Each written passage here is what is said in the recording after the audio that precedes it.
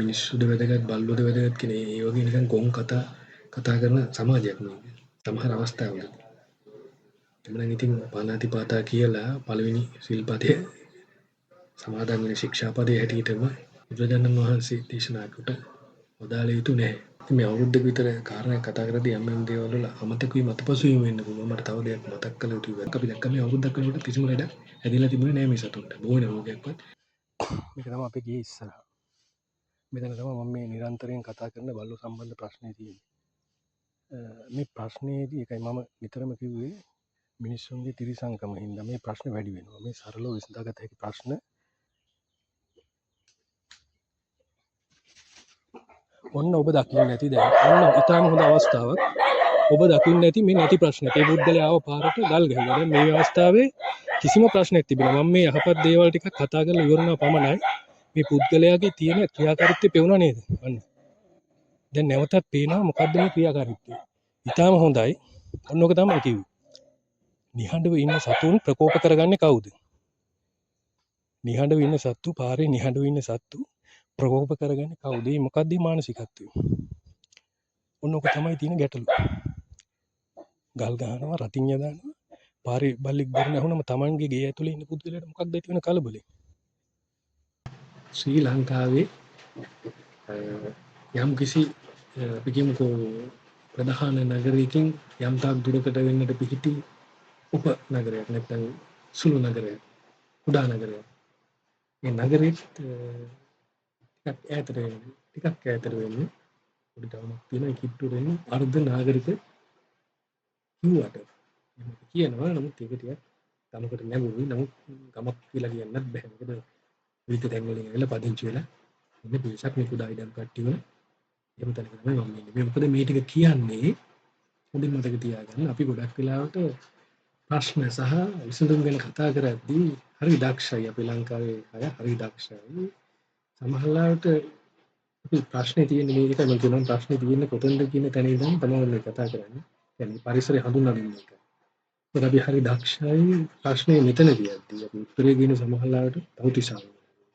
නැත්නම් අපායින් නැත්නම් එංගලන්තයේ සිට නැත්නම් ඕස්ට්‍රේලියාවේ සිට ඇමරිකාවේ සිට මොකද ඒකයි ප්‍රශ්නය මගේ ගේ දොරකඩ තියෙනවා. හැබැයි මගේ ගේ දොරකඩ නැත්නම් මගේ ගෙදර කොතනද තියෙන්නේ? Google Map එකෙන් ගහලා ටක් ගාලා සර්ච් කරලා හොයාගත්තම තියෙන තැන සිටියමක පෙන්වන පමණින් ඒක එහෙම නෙවෙයි. අපි ජීවත් වෙන්නේ යම්කිසි පරිසරයකට සම්බන්ධව. ඒ පරිසරයේ යම්කිසි තත්ත්වයන් තියෙනවා. ඉතින් මේ හැම දෙයක්ම ඇයි එහෙනම් මොකද මෙතන නම් මේක කියන්නේ කියලා හිතන්න පුළුවන්. නෑ නේද? සංවේදන තුළ මේ පරිසරය ගැන කියනවා වගේම විසඳුම්. ඒ කියන්නේ අපි ඕලීය වශයෙන් අපේ මානසිකත්වය ගැන ජීවත් වෙන්නේ මානසිකත්වය නැත්තම් මානසිකත්වය පමණක් නෙවෙයි ඒත් එක්ක තියෙන සහසම්බන්ධය තුළ ලැබෙන ගොඩක් දේවල් තියෙනවා. ඒ පරිසරයට අදාළ විසඳුමක් යම් විදිහකට සකස් කරනවාද නමුත් අපට මේ පරිසරයේ තියෙන තත්ත්වය බාහිරට නිරාවරණය කිරීම වගේම විශේෂයෙන් මේ මානුෂීය දල්යුගයේද නිරයුගයේද ගොවියුගයේද කාර්මිකයේද කියන්නේ විවිධ අවදීන් පහු කරලා ඇවිල්ලා විවිධ තාක්ෂණික අවස්ථාවන් පහු කරලා ඇවිල්ලා ඩිජිටල් කරණය වෙලා ඩිජිටල් වශයෙන් දේවල් තාක්ෂණය භාවිතා වෙලා භාවිත කරමින් යන තත්ත්වයන් තුළ ලොකු පාඩමක් කියන්නේ නැහැ. මේ ටික කෙටියෙන් කියන්න වෙන්නේ. ඉතින් ඒ වගේ දේක තුළ මේ මානසිකත්වයේ මානුෂිකත්වය මොකද ඒක තුළ තියෙන මානසිකත්වය වගේම මානුෂීයව අපි ලෝකේ ප්‍රශ්න දකින්න ලෝකේ යුද්ධ ගැටුම් දකින්න ඉන්දියාව පාකිස්තාන දැන් ගහගන්න තත්ත්වයක් දකින්න මේ හැම දෙයකම බලපෑම අපිට තියෙනවා වගේම අපේ මේ දුරකට තියෙන ප්‍රශ්න අපිට එළියට අරගෙන කතා කරන්න පුළුවන් නම් ඒකට හොඳ විසඳුමක් ලබා ගන්න පුළුවන් නැත්තම් මේක බොහොම ගෝත්‍රික වෙන්න පුළුවන් නිසා මම මේ ටික දෙටියෙන් කිව්වා ඊළඟට වෙන මගේ කාරණේට ඔබ දන්නවා මම මේක පටන් ගන්න මුල් අවස්ථාවේ සිට මේ නිවසේ ඉදිරියේ සිටින බලපෑම් ගැන ඉපතන ගැන කතා කරන්නේ වෙන කිසිම හේතුවක් නිසා නෙවෙයි මම මේක කිව්වේ මිනිස්සු වල තුල බලව ඇති කරනවා ඊට වරගොල බලව ඇති කරනවා මානින් වේදන් කරන මිනිස්සු අපි කවුරුත් දන්න කාරණා නමුත් ලංකාවේ විශාල වශයෙන් මේ වීදි සුනකෝ දැන් කතා කරනවා කොහොමද විශේෂයෙන් තව හේතුවක් තියෙනවා කතා කරන්නේ මොකද අලිත් සමග ඊළඟට විශාල වශයෙන් හිංසනයට ගොදුරු වෙන සත්ත්ව කොට්ටාස කෙනෙක් තමයි සුනඛ හඳුනන වීම වීදි සුනඛ. ඒකට වීදි කියලා කිව්වම ඒක මම කියන්නේ මේක මේ මහා මාර්ගයේ නෙවෙයි. කොළඹ පාර තමයි ළඟින් තියෙන්නේ. ඒක වෙනම කතන්දරයක්. හැබැයි ඒ කොළඹ පාර තිබ්බ පමණින් කොළඹට යන පාර තිබ්බ පමණින් ඒ මහ පාරේ නෙවෙයි අපි ඉන්නේ. ඒකට එනත් තමයි ඇතුළට එන්න තමයි ඉන්නේ. ඒකයි මම කිව්වේ මුලින්ම ලොකු පන්සලේ ගැන. එතකොට පොඩි ඉංගියකුත් ලැබුණා පොඩි කිට්ටුවද කියන්නේ නේද? එතකොට මේ වීදි සුනඛයෝ කියවම මේ කොළඹ පාරේ ඉන්න සුනඛයාත් අපි ගේ ඉස්සරහ ඉන්න සුනඛයාත් ඇති දැඩි වෙන්නේ එක රටාවකට නෙවෙයි.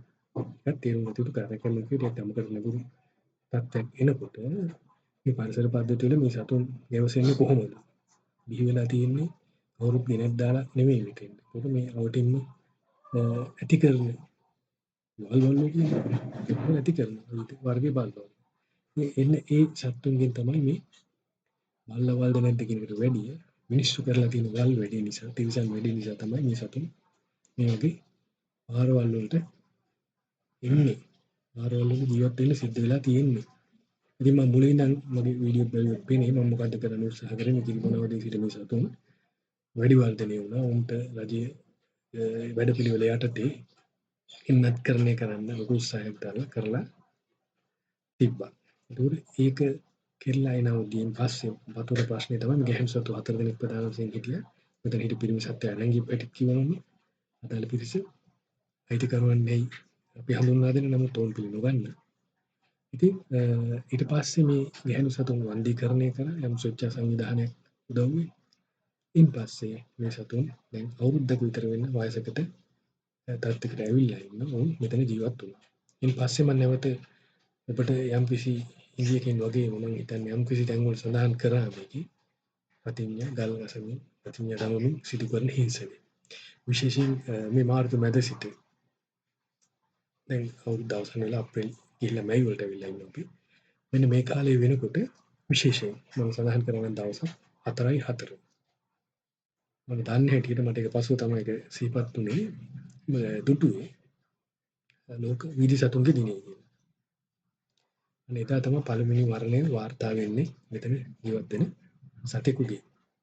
ඉන්න අනතුරු 4 සිට 24 වෙනකොට සතුන් 30 දෙනෙක් මෙතන මේ යන හොඳ සෞඛ්‍ය තත්ත්වයක හිටපු සතුන් මේ අවුරුද්දක වයස විතර සතුන්ගේ 2 දෙනෙක් සහ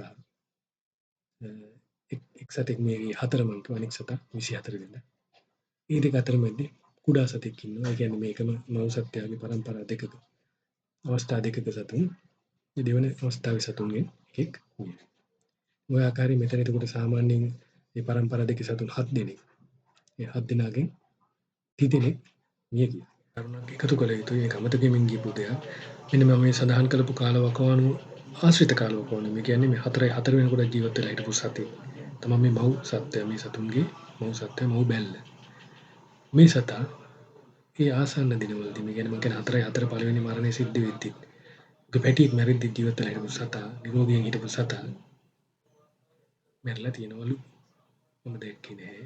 නමුත් ආරංචි මාත්‍රයෙන් දැනගන්නට ලැබෙන කාරණේ තමයි ඒ සතා මැරිලා හිටියා කියන එක. කොහොමද මැරුණේ මේක හරි බරපතල ප්‍රශ්නයක්.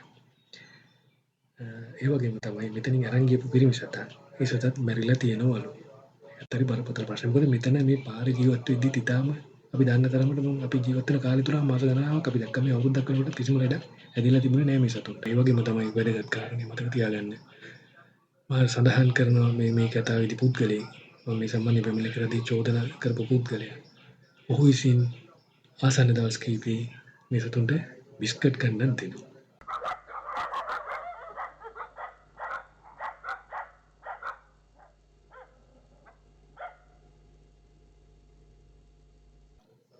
බයිසිකලේ යන ගමන් බිස්කට් දාලා මේ සතුන්ට. ඉතින් ඔහු මේ සම්බන්ධ පොලිසියේදී මම සඳහන් කරන් ඔහු කියන්නේ නෑ නෑ ඒ සතුන්ට නෙවෙයි මම දුන්නේ. ඔයා කියන්නේ මේ බාරෙන් සතු ඕගොල්ලෝගේ නැත්තම් ඔයාගේ කියන එක තමයි කියන්නේ. ඕගොල්ලන්ගේ සතුන්ට නෙවෙයි මම දුන්නේ. වෙන සත්තු කොහේ හැබැයි මෙතන වෙන කවුරුත් වෙන එහෙම පාර යන එන බල්ලෝ කිව්වන එක වෙන සත්තුත් නෑ. වෙන සත්තු බිස්කට් කාලත් නෑ. මේ කෑවේ මේ සත්තුන්ගෙන් ඔය නැති වුණු සතුන් දෙදෙනෙක් හිටියා දෙන්න නම් කෑවා. උන් කැහැලා පොඩි උගුරේ ආබාධය තත්ත්වකුත් වෙන්නුම් කරා. මම කියන්නේ වශයෙන් දුන්නාද කියන එක ඒක දන්නේ තමන්. දුන්න පුද්ගලයා නම් ඒ පුද්ගලයා තමයි ඒක දන්නේ දුන්නද නැද්ද කියලා. නමුත් මට කියන්න ඕනේ රතින් දෙමු ගල් එහෙමට අමතරව මෙන්න මේ වගේ බිස්කට් නාටක මොකද අවසානට සිද්ධ වෙන කියන්නේ මේ සතුන්ගේ කුසගින්න පවා හරිම කැත තත්ත්වයකට භාවිතා වුණා තමන්ගේ තියෙන පරපීඩක මානසිකත්වය සංසිඳුවා ගන්නට නැත්තම් වෙනත් අරමුණකුද කියන එක දන්නේ ඊ අදාළ පුද්ගලයම තමයි. මේ ගියට වැඩිය මම සලකන්නේ මේක මරා දැමීම කෙරෙහි. මොකද හරියටම මේ සම්බන්ධයෙන් රතින් දාපු සාක්ෂි සාධක මේ සම්බන්ධ පොලිසියට මම පැමිණිල්ලක් කරා. රතින් දැම්මු සාධක එතකොට පහර දුන්නේ අවස්ථා මේවා තියෙනවා. තිබ්බට ඍජුව පහර දීලා සිදු වුණු මරණයක් වූ එහෙම දෙයක් නොවන නිසා මේ කම්පනයත් එක්ක කොහොමද මේ ස්නායු ආබාධ තත්ත්වයන් අපහසුතාවයන් සනීප තත්ත්වයන් තියලා දවසින් දෙක මේ සතුන් මිය ගියේ. තව දෙයක් මතක් කළ යුතු වැදගත් වශයෙන් මේ කුඩා සතුන් සහ අවුරුද්ද විතර වෙන සතුන් ඉන්නවා කියවනේ. ඒතකොට මේ බැල්ලගේ දෙවන අවස්ථාවේ සතුන්ගෙන් පිරිමි සතා. ඒ අවස්ථා දෙකකදී කියන්නේ මම S2කින් 50%කට 60කට විතර ආසන්න කොටසක් දැක්කයි පහර දීලා යන අවස්ථාවක් සහ අනික් සතා ඒ සතාටම නැවත අවස්ථාවක පහර දෙන එකක් නිවස ඇතුලෙන් ගේට්ටුවෙන් එළියට එන්න බැරුව හිර වෙනකොට ඇතුලේ සිට පහර දෙන අවස්ථා. ඒ කියන්නේ මේ වගේ අවස්ථා දෙකක් දාන කොට බෞද්ධ රටක් හැටියට කියවෙනකොට හැසිරෙනකොට අපි මේ සංකල්ප වලින් මොනවද අපේ සමාජීය ප්‍රගමනයට අපි ග්‍රහණය කරගෙන තියෙන්නේ. ඒවා තමයි අපි මේක තුලින් හිතන්න ඕන දේ.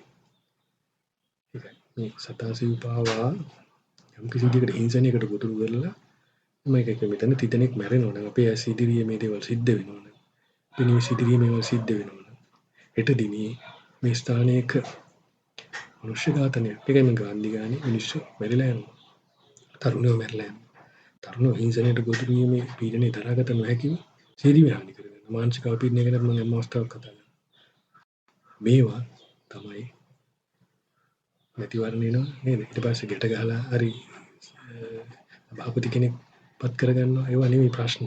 තාම ලතරු ලාමක කැත නින්දිත හොරකඩ දේශපාලනයක් සහ හොරකඩ චින්තනයකින් රටක් හදන්නට බෑ.